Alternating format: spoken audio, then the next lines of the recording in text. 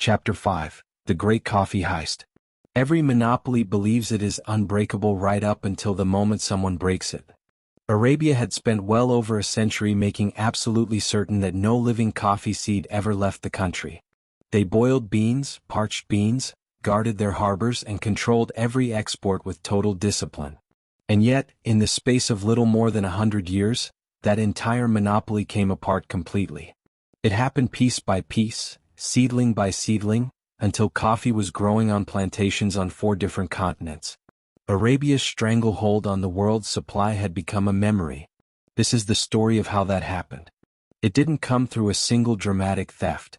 It came through a slow accumulation of smaller ones, each carried out by a different person in a different country for entirely different reasons, until the world simply had too much coffee growing in too many places for anyone to put the monopoly back together again.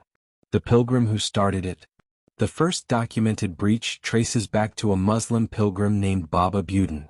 He traveled to Mecca sometime around the year 1600, according to Indian tradition, though some authorities place the date closer to 1695. Somewhere along his route through Arabia, Baba Budin managed to acquire living, viable coffee seeds. This was a serious act of defiance against a state that had built an entire export industry around making sure that exact thing never happened. He carried the seeds home with him to the mountains of Mysore in southern India. He planted his seeds near a simple hut he built for himself at a place called Chikmagalur. There, in the shade of centuries-old jungle trees, they grew. Generations later, long after Baba Budin himself was gone, descendants of those very plants could still be found growing wild in that same patch of forest. It stands as a living monument to one man's quiet, almost casual act of agricultural theft. It would be more than 2 centuries before English planters formally began cultivating coffee in India on a large commercial scale. But Baba Budin's seedlings had already proven something enormously important. Coffee could, in fact, be grown successfully outside of Arabia. The monopoly's central premise, that Arabia and Arabia alone controlled the only soil on Earth capable of producing coffee, had been quietly disproven by one traveler with a handful of smuggled seeds. The Dutch find a back door. The Dutch, meanwhile, were approaching the problem with considerably more commercial ambition, and considerably more patience. Rather than attempting to smuggle plants directly out of a heavily monitored Arabia, Dutch traders and colonial administrators found a cleverer route: India's Malabar coast. There, the descendants of Baba Budin's original plants had already been growing successfully for decades. This effectively laundered Arabia's forbidden export through a second country before it ever reached Dutch hands. In 1696, at the urging of the burgomaster of Amsterdam, a Dutch commander in Malabar arranged for coffee plants to be shipped from the Indian port of Kannur to the island of Java, where the Dutch East India Company had established its colonial base. Those first plants, grown from seeds originally carried out of Arabia, were planted under the supervision of the Dutch Governor-General on an estate near Batavia. But disaster struck almost immediately. An earthquake and subsequent flooding wiped the young plantation out entirely. The Dutch, characteristically undeterred, tried again. In 1699, a Dutch official named Henricus Zwaardekroon imported a fresh batch of coffee cuttings from Malabar into Java. This time the plants took hold and thrived.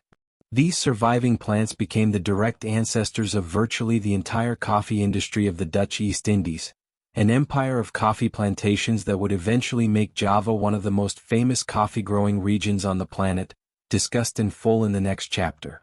But the Dutch didn't stop at building a colonial plantation system. In 1706, the very first samples of Java-grown coffee were sent back to the botanical gardens in Amsterdam, along with an actual living coffee plant cultivated in Java. From that single plant and its descendants, the Dutch propagated seedlings that were distributed to some of the finest botanical gardens and private greenhouses across Europe. In the space of roughly a century, coffee had gone from a jealously hoarded Arabian secret to a plant curious European botanists could examine in their own capital cities. A gift fit for a king. Among the many places that received seedlings and cuttings from the flourishing Amsterdam collection, none would prove more historically important than a single tree presented as a diplomatic gift to the King of France. The French had actually tried several times to transplant young coffee seedlings directly from Amsterdam's botanical gardens to their own gardens in Paris. Every single attempt had failed along the way.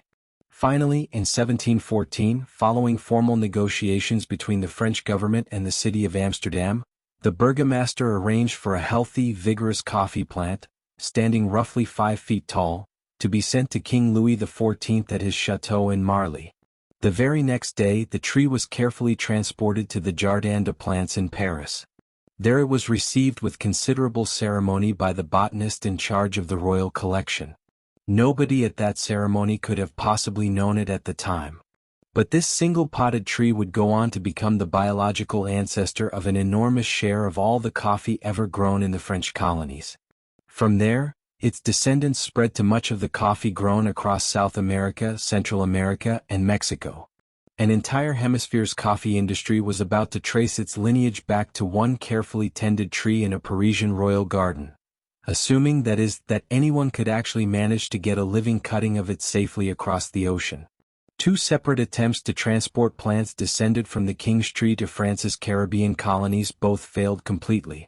The task of finally succeeding would fall to a young naval officer with far more determination than resources. The officer who shared his water with a plant. Gabriel Mathieu de Clou, a young infantry captain serving in Martinique, happened to be back in France on personal business. There he conceived an audacious idea. He would personally carry a coffee plant back across the Atlantic and establish cultivation on the island himself. His first obstacle was simply getting his hands on one of the closely watched royal plants in Paris. He eventually overcame this difficulty, according to his own later account, through the intervention of a well-connected lady of quality. The royal physician in charge of the collection found himself unable to refuse her. With his precious cutting finally secured, de Clou had it housed in a specially built glass-covered box. It was designed to trap the sun's warmth and protect the fragile plant during the long sea voyage to the Caribbean. He boarded his ship at Nantes. The voyage that followed would become, in the words of one historian, the single most romantic chapter in the entire history of coffee spread around the globe. Trouble found the ship almost immediately. Among the passengers was a man consumed with jealousy over de Clou's mission. He did everything in his power to sabotage it, at one point managing to tear an entire branch off the young plant before he could be stopped. De Clou himself later wrote that it would be pointless to describe in full detail the infinite care the plant demanded of him throughout the crossing, or the lengths he had to go to in order to protect it from a man so bitterly envious of the honor de Clou stood to receive. The natural world provided plenty of additional drama on its own. The ship narrowly escaped capture by a corsair sailing out of Tunis that it was nearly destroyed by a violent storm at sea. Then came the part de Clou himself described as more terrifying than either the pirates or the tempest. The ship was becalmed. It was stranded without wind, and its supply of drinking water dwindled toward nothing, forcing the crew to ration what little remained. For more than a month, de Clou shared his own carefully rationed drinking water with the coffee plant. He kept it alive purely through his own thirst and self-denial, at a point when the seedling was, in his words, still no larger than the slip of a small flower. It is difficult to overstate how strange and moving this image is. A naval officer stranded at sea, quietly giving up part of his own survival ration night after night to keep a fragile plant alive. He was betting that a tree not yet a foot tall might someday be worth the sacrifice. Guarded night and day. When de Clou finally reached Martinique, he planted his surviving seedling on his own estate in a district called Précheur. According to contemporary accounts, it multiplied there with extraordinary speed and success. But de Clou's anxieties didn't end the moment the plant touched Caribbean soil. He was convinced, reasonably given everything he'd just been through, that someone might still try to steal or destroy it before it could mature. So he surrounded the young tree with thorn bushes and posted a round-the-clock guard over it until it was finally established enough to survive on its own. The gamble paid off spectacularly. The first harvest came in 1726. Then in 1727, a violent earthquake and flood struck Martinique, destroying nearly all of the island's cocoa trees. Until that point, cocoa had been the primary crop and livelihood of much of the local population. In the wake of that disaster, farmers turned to planting coffee instead on the newly cleared land, and cultivation exploded across the island. Cuttings from Declu's original plant were soon sent onward to Santo Domingo, Guadeloupe, and other neighboring islands, where they too flourished up by 1777, roughly 50 years after Declu first stepped off his ship with a single fragile seedling. Martinique alone was home to nearly 19 million coffee trees. A quiet, underwhelming ending. You might expect a story like this to end with Declu showered in wealth and glory. But reality was considerably more modest. He was eventually presented to King Louis XV and formally credited as the officer to whom France's colonies and commerce more broadly owed the introduction of coffee cultivation. Royal reports in the years that followed acknowledged his achievement and praised his selfless dedication. But by most accounts, Declu died in relatively humble circumstances in Paris in 1774, at either 88 or, by another account, 97 years old. He had received little in the way of lasting fortune for single-handedly seeding an entire hemisphere's coffee industry. Decades later, there was a movement in Martinique to erect a monument on the exact spot where Declu had planted his first coffee seedling. It never came to anything. One French historian, reflecting on Declu's legacy, wondered aloud whether a man who had done so much good for so many people was even still remembered by the generations who benefited from it. It's a fair question. It's also an oddly fitting one for a story that is ultimately about a monopoly quietly, unglamorously dismantled. It wasn't a single triumphant announcement, it was the accumulated efforts of a pilgrim, a handful of Dutch administrators, a diplomatic gift, and one water-rationing naval officer who cared more about a small, struggling plant than he probably should have. Where this leaves us. Think back to the earlier chapter on mocha. Remember the picture of coffee as a rare, expensive luxury good, sold at a permanent premium by a single supplier with no competition whatsoever.